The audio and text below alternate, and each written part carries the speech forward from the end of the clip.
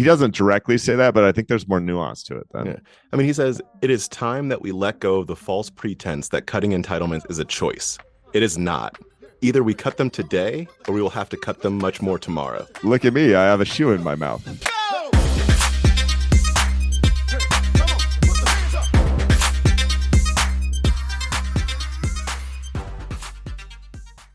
This podcast contains the arguably witty banter of two friends, Skippy and Doogles, that like to debate about investing. The content is intended to be entertaining and for informational purposes only, not investment advice. You should do your own research and consult a financial professional before using any of the information in this podcast, and especially before investing. Good morning. And welcome to the Skippy and Doogles show. What's up, Doogles? Oh, I like that. Look at you, like official like. All official like. I like it. Yeah. Good. This was a busy work week. Okay. I'm gonna throw that out there.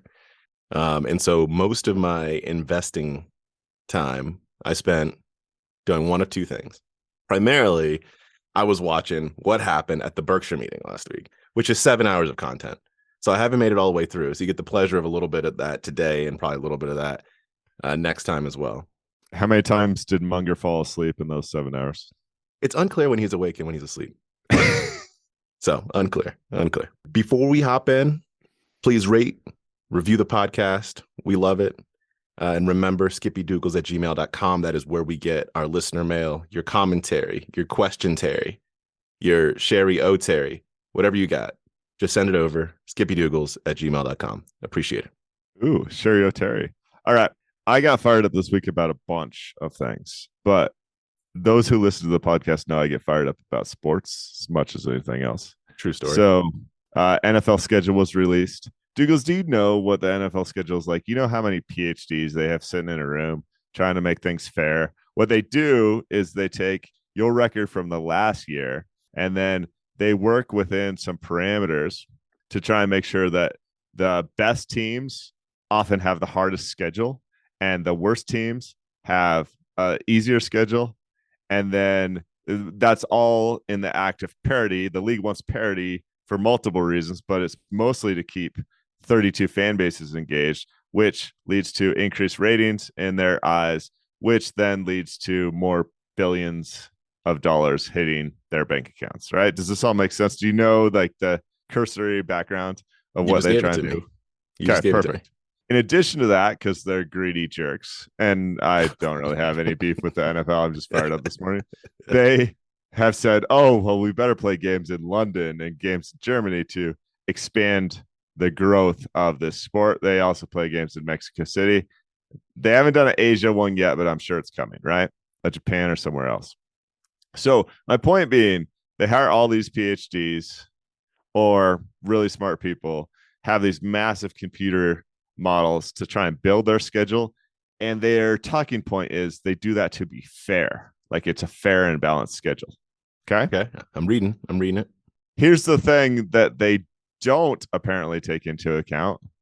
And that's how far teams are asked to travel, which is a massive competitive advantage or disadvantage, in my opinion. So the Seattle Seahawks for this year's schedule will travel almost 32,000 miles and cover 36 time zones, compared to the Cincinnati Bengals, who will cover less than 12,000 miles and only cover 12 time zones. Before you continue. Yeah. In the United States of America, there are, 5 time zones? Yeah. How are you going to cover 36? How are you going to cover 36 out of 5? This is like our boy who's predicting 18 of the last 2 recessions. Like, how are you going to do it? I believe it's like changing time zone. So like if you go from central to mountain, but actually I can verify that methodology. For now, just focus on mileage, right? You have one team you're asking to cover 32,000 miles, another team you're asking to cover 12,000 miles. Let's do some rounding here. You have one team traveling 3 times as much. Obviously, I don't even know the schedule, but just based on that total mileage covered, the Seahawks have to play a game in Europe, and then they have to play a bunch of East Coast games. I just think there's a larger point here, which is it's kind of the things we measure, the things we don't, the things we focus on, whatever the KPIs in your company are. don't say we want XYZ and just completely forget about something else that's also meaningful to the fairness of your competition if your goal is fairness. Now, maybe the NFL's stated goal is fairness and they don't care at all about it, but that's a huge disadvantage. Yeah. When I was first looking at this, going off the top, right? You got Seattle Seahawks, San Francisco 49ers, Miami Dolphins, LA Rams, LA Chargers. So I was reading it and I went, okay, if you look at the country, Seattle, upper left. Yep. Right. So it makes sense that like you have to travel there. I was like Miami, lower right. It makes sense. And so I was kind of saying, is it that if you're on the extremes, you just have to travel more because that's how geography works? But then I got to the Kansas City Chiefs and the Arizona Cardinals. Well, it's west, but still, yeah. Kansas City is pretty middle of the country. So if you're top 10 travel there, if you take, I was thinking like trips versus mileage kind of as well. Like in order to cover the same number of miles, if you're in the middle of the country, you have to be traveling more. I think this means, because really, if you look at your top 10, you're onto something. To round out the top 10, I think you have the Tampa Bay Buccaneers and the New England Patriots. All those teams are pretty much on the East Coast or the West Coast. So it makes sense they travel more. I assume Kansas City and Arizona, well, at least Kansas City has a Europe trip in there.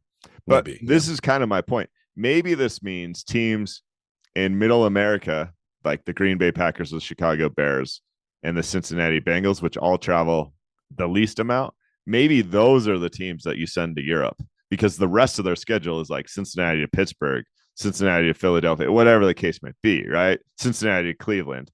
That's a drive. That's barely even a flight. So it just seems there's something unfair. I like what you measure, what you're not. You know, it's like I mean, if you bring this back into the world of finance investing, what your qualms with EBITDA, right?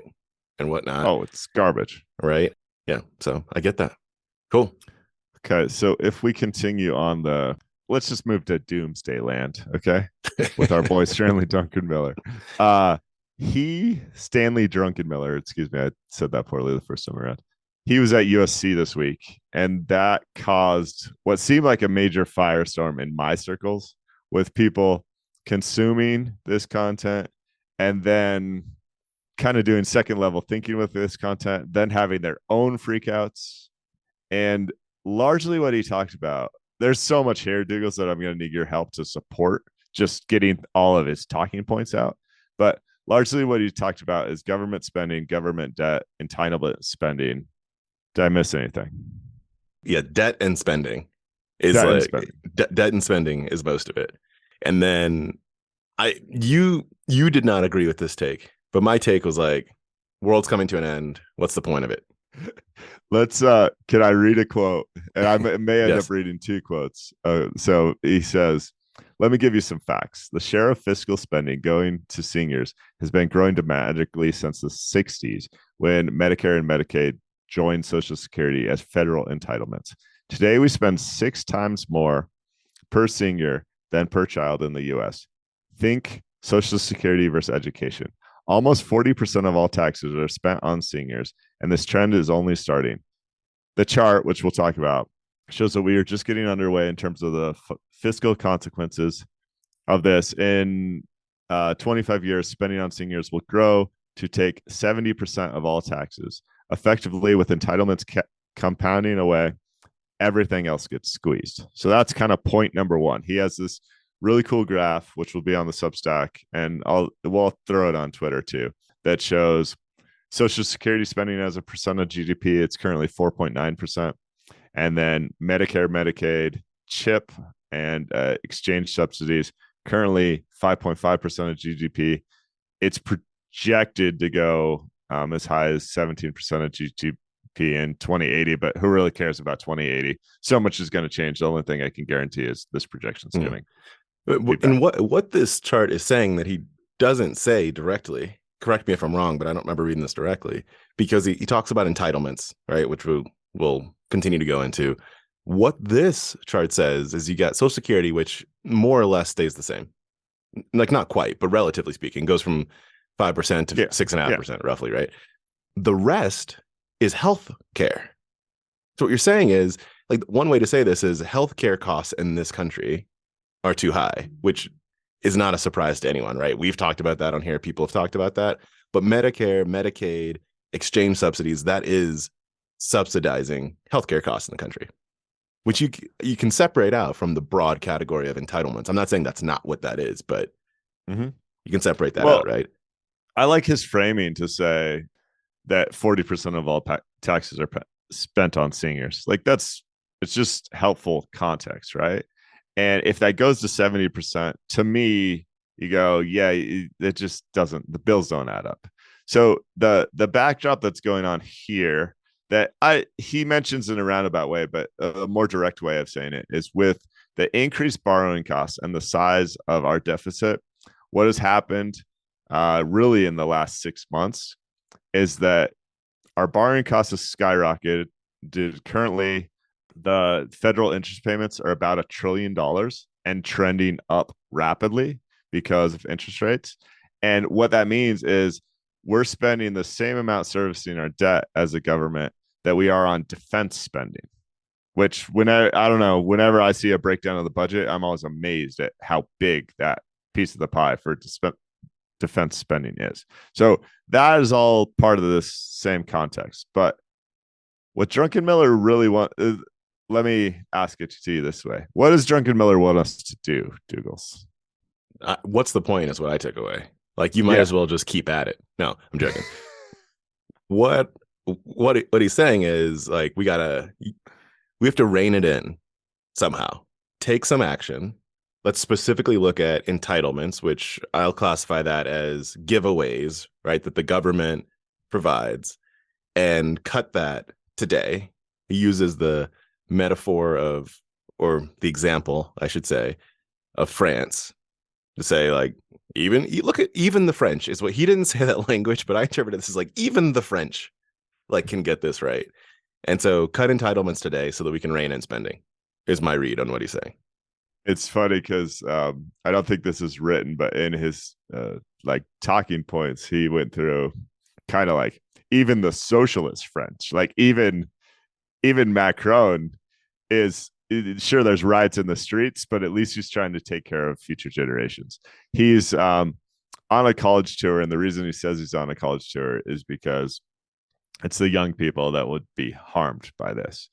There's another point that I don't know that we've covered that's just he's 100% right in my opinion, and that is we've had crazy debt spending in the past in this country, but we've always like taken our medicine, right? So he talks about spending to finance World War II, and then you come back, and not only were we fiscally conservative, but we also had 3.7 kids per family, right? You created demographics that were like a boon to it's the whole baby boomer thing. Like you created this working class that could pay the entitlements for the next generation. And not only since 1980, like he talks about Volcker again taking his medicine and causing a terrible recession in 1982 that I think it's fair to say enabled 30 to 40 years of solid growth. But then what we've done in the past 20 years is we've had a few so-called crises where we've spent way more money than we have as government, but we've never taken our medicine. And his point about what we did the last 10 years in terms of this is like boom time, and we should have been running a surplus, paying down some debt and like financing the future. And what we've done is run the largest deficits ever with no end in sight. There are two things after reading this that I want to do. I think there's some like diving into what's behind some of these charts that I think is interesting to do. I also think that you can never be complete, right? And stuff like this. It's a talk, right, that he's giving. But kind of like I mentioned with the healthcare point before, there's more underlying some of these elements than just what's stated. Because if I come to you, I'm sorry, I'm going back to my healthcare point before, but if I come to you and just say we're spending more on old people than we are on young people, the implications of that are very different than the healthcare costs of this country are too high. If you take down the healthcare costs, then we're no longer like that ratio changes completely. Because it's not like saying we want to do whatever we can for old people. Majority, it's about healthcare. Social Security, a little different, right? Social Security is a little different, but that's not the runaway cost. Yes, but there's so much more to that. There's a demographics piece to that. We wouldn't be on the path to spend 70% on seniors if we didn't have a crazy ratio of seniors to younger people. So that's the other component. Yeah. The thing he doesn't mention directly is like, in a smart way. I don't mean that this is so complex. I think you'll know, but it's like we could use some more immigration in this country, right? Yeah. That was going to be my other underlying piece is the full demographics. Look. Yeah. Again, because if you just say we're spending more on old people than we are on young people, the impetus of that I think gets lost behind one, healthcare costs in this country out of control. Two, the demographics are completely out of whack. Mm-hmm. That's different than what he's trying to say here is take away entitlements.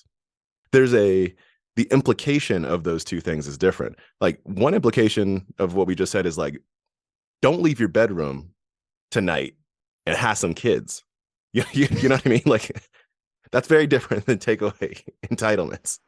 I didn't get a clear directive that he's saying take away entitlements. I got a clear directive of like, you have this equation of 5 main factors and you got to do something about it. Yeah. One, you could change the demographics drastically.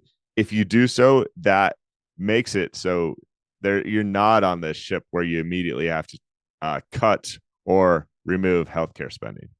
He doesn't directly say that, but I think there's more nuance to it then. Yeah. I mean, he says, it is time that we let go of the false pretense that cutting entitlements is a choice. It is not. Either we cut them today or we will have to cut them much more tomorrow. Oh, look at me. I have a shoe in my mouth. That's exactly what he said. There's one other point he makes, and then I'll let you run with it. But I've never seen it this way. I didn't spend time with the Joint Committee on Taxation or anything. I have not fact checked Mr. Druckenmiller's work here, but he says the financial recklessness of the last decade is like watching a horror movie unfold. And then he talks about during the last decade, our debt grew from 15 trillion to 31 trillion today, which is a level of indebtedness that only compares to World War II. He goes on to talk about how that figure, the 31 trillion, does not include entitlements. And if you include entitlements, he says the present value of that debt approaches 200 trillion. Now, I've never seen it presented that way. And it would not surprise me if the US government, that's kind of a dishonest budget, if I understand him correctly, to say, well, we owe 31 trillion, but we aren't planning to pay Social Security, Medicare, Medicaid in the future. So we don't include that in our budget projections. Did I understand his point right? And is that what's actually happening? Let me read this one more again. I think so. Because I think what he's saying here is that let's take a balance sheet of a company. Yeah. And what he's separating out here, or saying maybe that we're separating out that he's calling false, is debt that you have taken out. So like spending that you have financed via debt, the difference between that and like accounts payable. Absolutely. Sure. Effectively. But that's what he's saying. When no one's saying that right now, those entitlements, no party, no politician is saying that those things will even be cut. And then we don't include them in. It's kind of more a budget projection rather than exactly debt. It's not really a debt relevant. Thing. It's not really a debt thing. It's relevant to the conversation because those are planned expenditures. They are planned expenditures, but it's you leave the revenue aspect of this off the table, right? Like, sure. Right. Just like you have accounts payable, you're also going to sell more widgets. And so like you can pay that off via revenue. You don't have to take debt out to do it. But in a relatively low tax, which some people will yell at a brother for that. me calling this low tax, but I'm saying relatively. Like if you go back in history, remember we were talking about old taxes back in the day, right? And if you look at the tax rates, I don't have them in front of me. Like the tax rates around World War II time were also very different. Like what the government was bringing in was a lot higher. This is when Templeton was trying to leave right the country, right? Because you had let me just look this up so we can pull facts out. I'm about to go to my Google machine while it's still a company and look up historical U.S. tax rates. Okay. 1862 to 20. How do we have these records just at my finger knuckles? All right. Okay. If I go back to the 1940s, this is when the World War IIs was going on. What do you believe in 1945 was the highest tax bracket in the America? I knew you're gonna go highest tax bracket. That's not a good proxy for the actual tax receipts. But it is. It's No. 90 something percent. Yeah, 94%. So you got a range. What's important here? I don't know what the average is, right? I don't. I could probably look that up. But in 1945, the lowest tax bracket was 23%, and the highest tax bracket was 94%. If you come to today, I'm talking about this DIA, the lowest tax bracket is 10%, and the highest is 37%. So that's a difference. Like it's the compounding factors, I think, that you kind of throw in here with everything that he's saying, is we're right now, at least, in a much lower tax range situation than you were back then.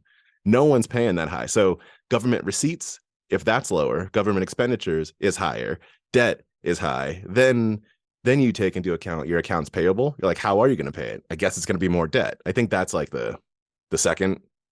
Yeah, order and debt's thinking, getting right, more that's happening. expensive, then you can't afford more Yeah. debt. I mean, And jacking it's up all taxes, pretty simple. not favorable right now.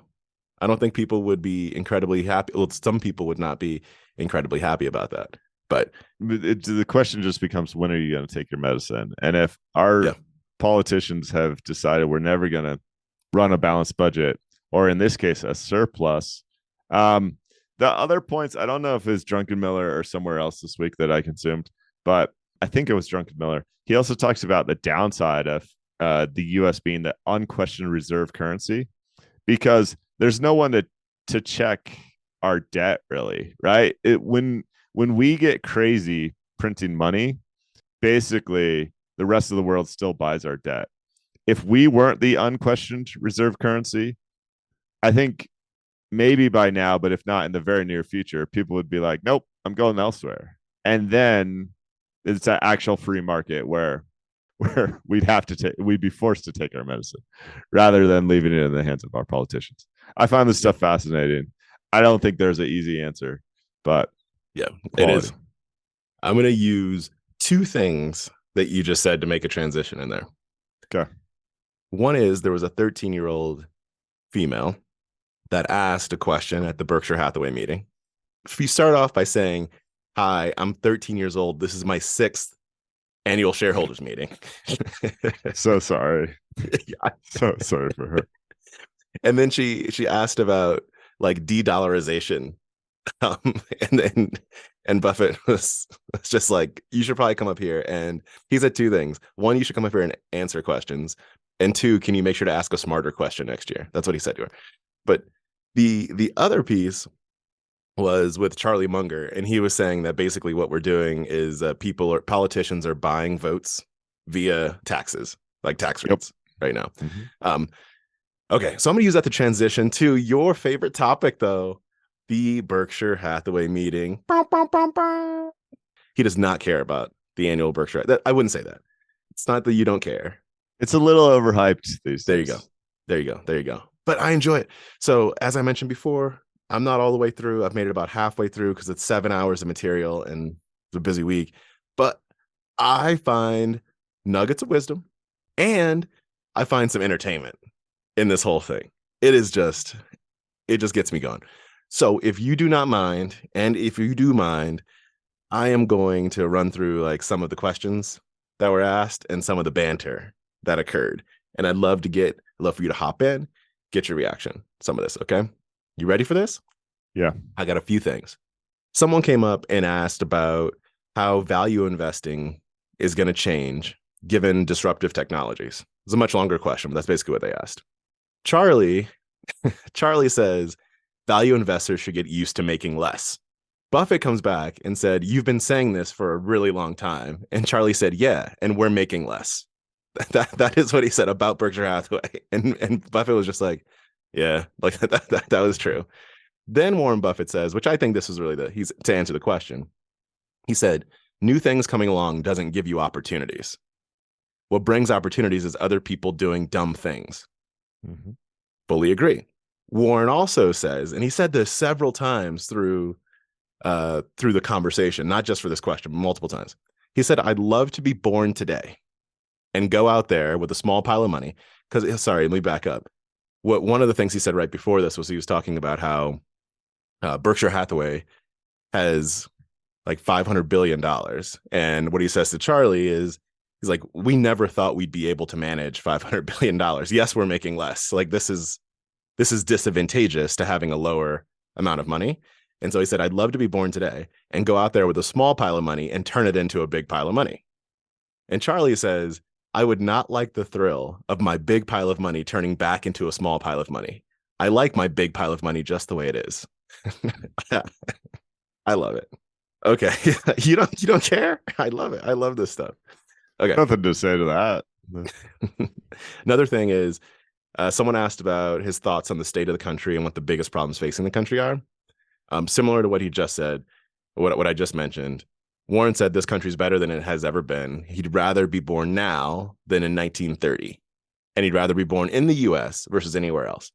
One of the things I enjoy about him saying this, whether you agree with these points or not, a lot of times I find that people will say some version of things are getting worse. It's so much worse than it was before. And I like how he flips it to say, like, would you, and he turned to Charlie one time and said, like, you were born in 1924. Would you rather be there? And the answer is just like, no, I would not rather be in 1924. Yeah. So he'd rather have an outhouse and no electricity. I mean, this is like, this, come on. This is the thing. Yeah. Right. But the one thing about the biggest problem facing the country, one thing is politically, Buffett says that we used to have partisanship, which he found to be healthy, but now we have tribalism, and that just creates people not even listening to what's happening on their side and just like myopically following whatever it is, the doctrine of the time. And that he says he thinks is dangerous. So politics right now are no good.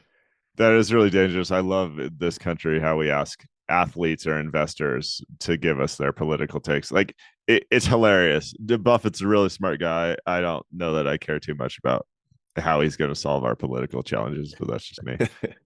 It reminds me when Trayvon Martin, right? When the Trayvon Martin situation happened, I'm watching the news and they're like, here to give us their opinion on the Trayvon Martin situation is Blair Underwood, who is a black actor.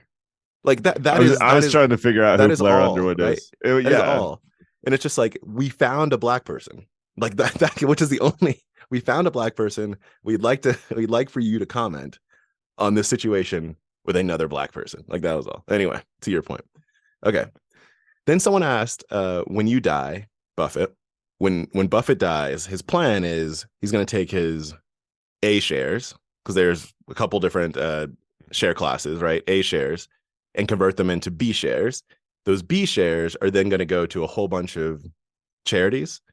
Those charities over a decade or so are going to sell those shares. They're going to use that to then invest in, whatever it is that they want to accomplish.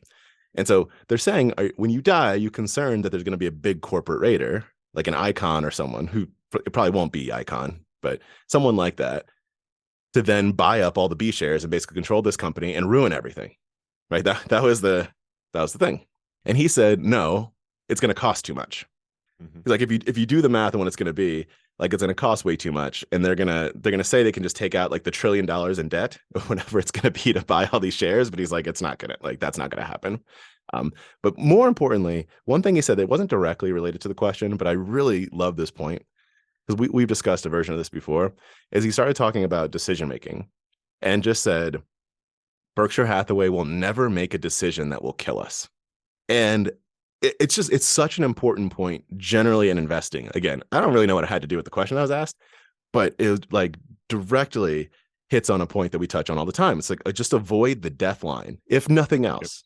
Don't do what that doctor, whatever that we talked about like 18 months ago did, and build up this nest egg and then take it all and then buy into SPAC options. Like, because that's it's either zero or it's going to be a lot. Like, don't just avoid hitting the death line. And I really love that point. Okay. A couple other quick hits, and then we can move on to something else because I can see you're mongering, aka falling asleep. Okay. I'm learning a lot here. I really don't like you. Okay. So Charlie was asked about the impact of AI, artificial intelligence. And his answer was short and sweet. He said, I think that old-fashioned intelligence works pretty well. That's so good. And that was it. That was all he said. All right. Can I do my rant here? There's all sorts of people claiming that AI is going to be great at investing. Maybe it will, but generally we built AI to think like a human. Humans are terrible investors. What's the hypothesis here? If the AI is really good and it thinks like a human, it's going to be a terrible investor. Yeah, I fully agree. I do not understand that at all. Okay, good. Yeah. All right. Then Charlie was asked about commercial real estate. And so there was this Wall Street Journal article recently that came out that quotes him about talking about how it's all going to crap, commercial real estate. And so he's asked about it. His answer was short, as all of his answers are. He said, it's difficult. I like what we do better. That was what his response was. And then Buffett comes in and says, how much is a building worth? And his answer to his own question was, however much someone is willing to borrow. I think that like nailed the bubble mentality of the past decade like quite well. I mean, I love that because what happened with the business model, the real estate business model in the past, let's say since 2008, it was really how much debt you could layer on top of your other debt. So many real estate businesses were like, well, you buy the rental, and then as soon as it cash flows enough that you can refinance, you take out more debt to buy the next rental. And some of those people did just fine because they were able to pay down their debt through property appreciation, that like it actually worked. But it's a little bit of a house of cards underlying the typical situation. And I think commercial real estate might have been even worse than your typical residential. And then it's more expensive to borrow debt right now. And you have all these other dynamics. Like I can't wait to watch it. Yeah, I know you can't with your popcorn. Okay. Someone asked about estate planning. Their point was kind of like people aren't getting the next generation ready for what they might inherit if there's something to inherit. And Buffett goes on, he has like this long answer about estate planning and how you have to take it family by family because all families are different, all kids are different, ages are different. Like Buffett does all this. And then he's like, Charlie? And Charlie goes, estate planning? Just hold the stock. Just hold the stock. Yeah, that's what he said. That's what he said. What's that mean? Does it matter? Like that's what he said. There was right before they like break for lunch, they said we have time for one more question before lunch. And the question was asked of Charlie, and it was just like, you've said XYZ in the past. You've called these people stupid for doing blah blah blah. And does that still hold? And their thought was that he was going to like elaborate on what he said before and why he said it. And he just went, yes. And so then Buffett's like, well, I guess we can do one more question. Like, yes, that's it. I find a lot of entertainment here. I think what you said before is right. I mean, basically, you've got these two people who have been in the public spotlight increasingly, but in the public spotlight for like 5 decades, right?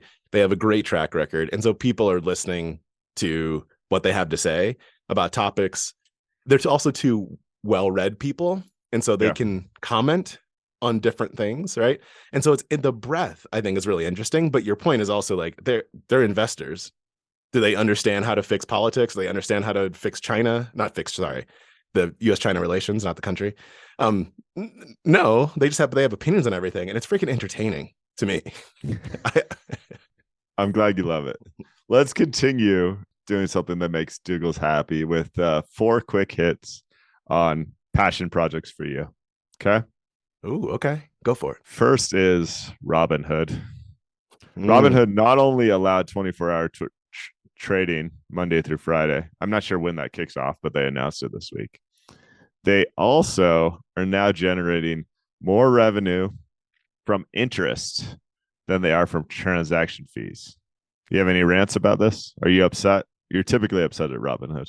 I get most upset when it comes to people going into margin debt.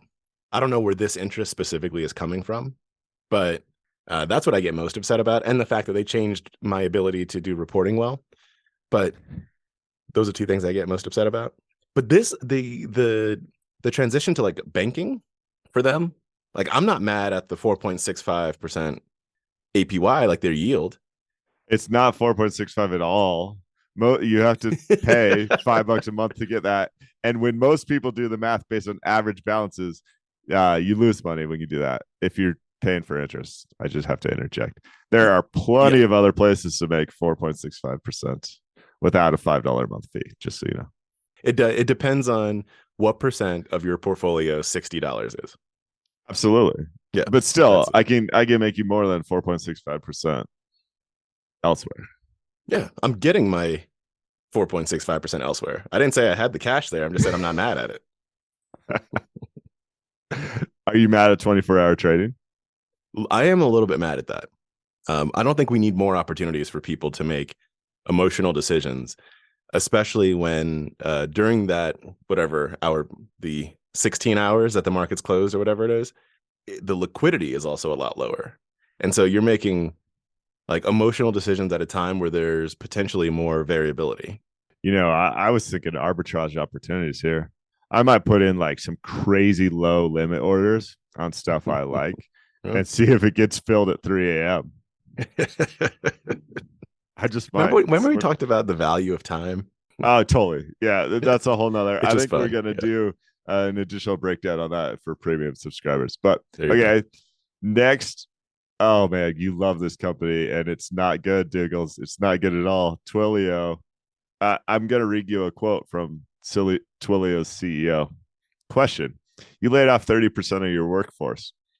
How does that impact your basically your SaaS growth rate? And this is not the CFO. It's just an executive. Literally zero, no impact. Actually, if I'm being honest, the client experience has improved. Did he in a roundabout way just say that 30% of his company did nothing? Potentially. And don't act like I didn't hear you call them Cilio. Okay. There's a couple ways to look at this. What I think it probably most directly says is that 30% of the company did not impact today's revenue, which doesn't mean that 30% of it didn't do nothing. Because fair. I'm playing with words here. Yeah. No. I think that is what it's saying. But even if you look down at the thread, that's what folks are playing with. This in a company like this, you could have 30% of people that are working on next year, 5 years from now, like new products, new S curves, new innovation curves. Is what I mean by that. And so, how much are you cutting future growth, which Twilio is projecting not much of? I have to do a deeper dive back on Twilio again, because as you stated before, I love this. I'm loving me some Twilio. And Twilio is a sizable portion of my portfolio. It's single digits, but it's like meaningful portion of my portfolio.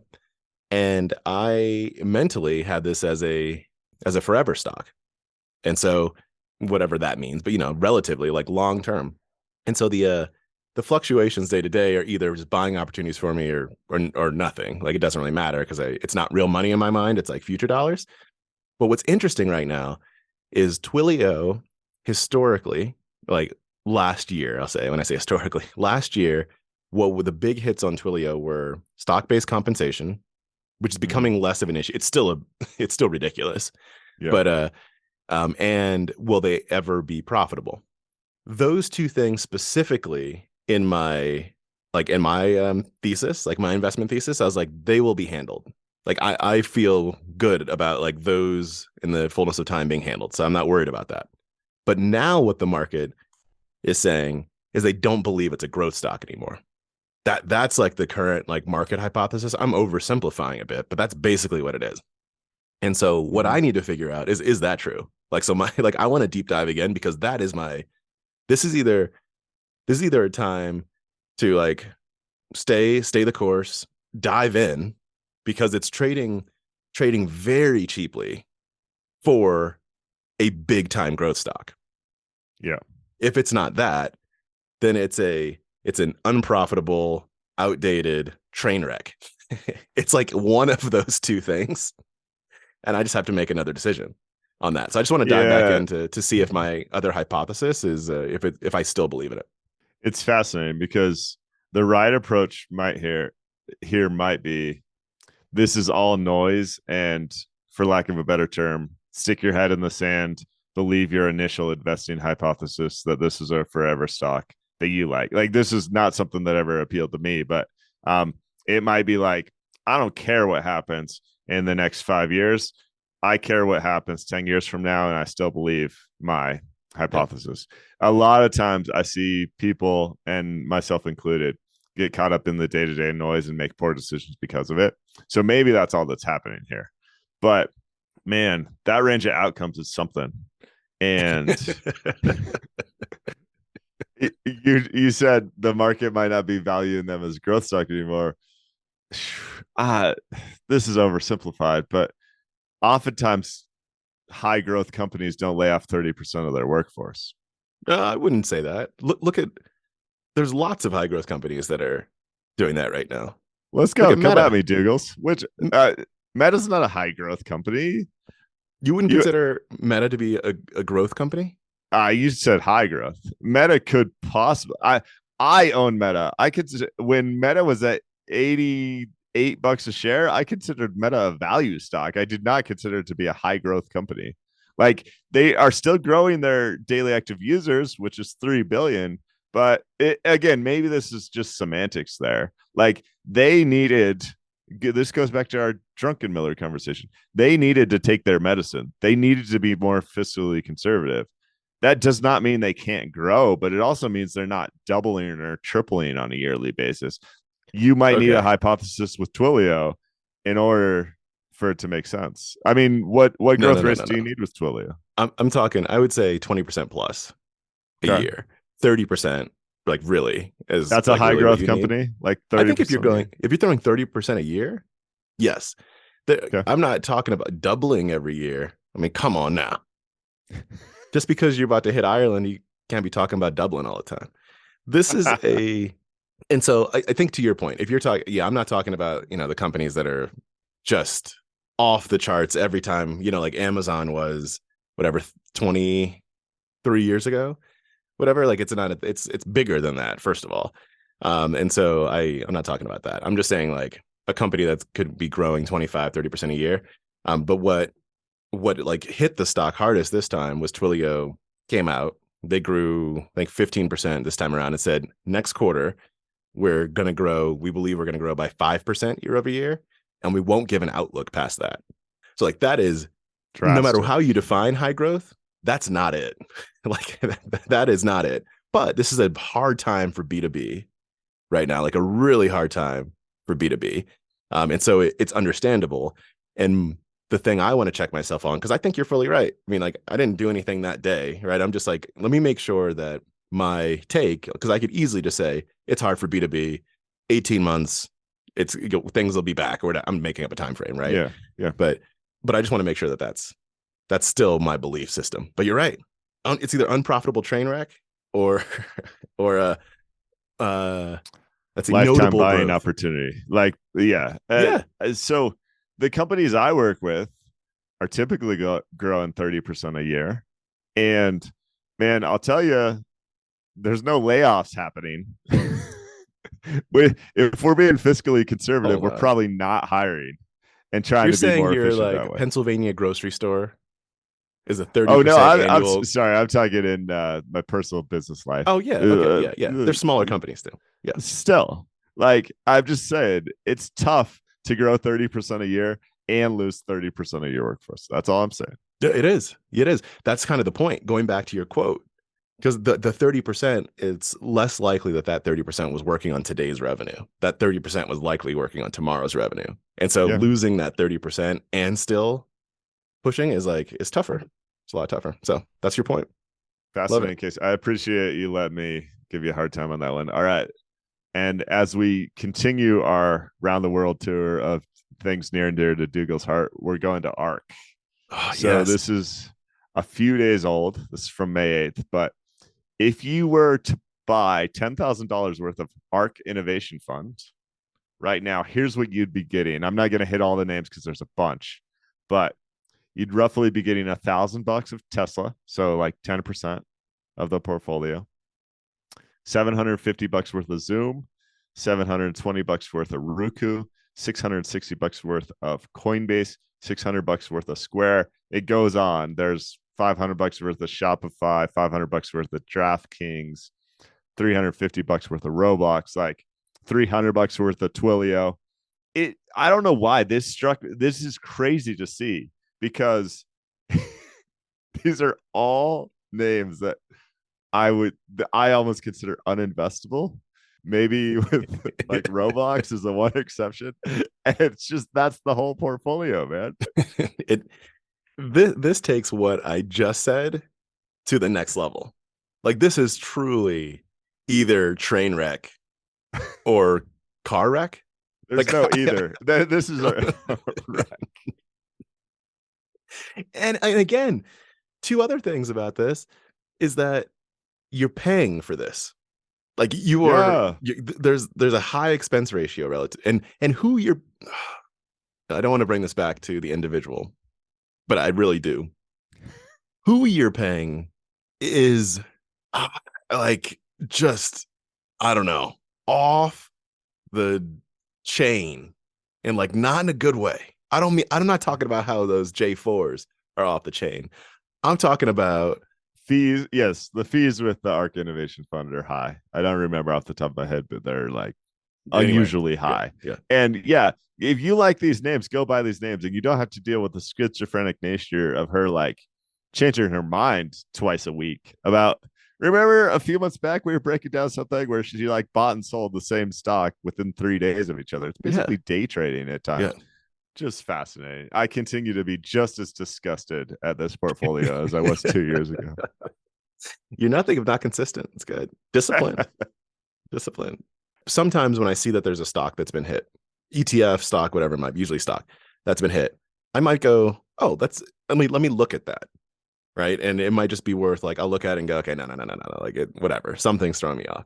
With something like ARK, and this is your reaction to all of the, maybe not all, but at least most of the stocks that are in there, there's no interest that like comes to me. Don't need to look at it. And some things kind of, just fall into that category.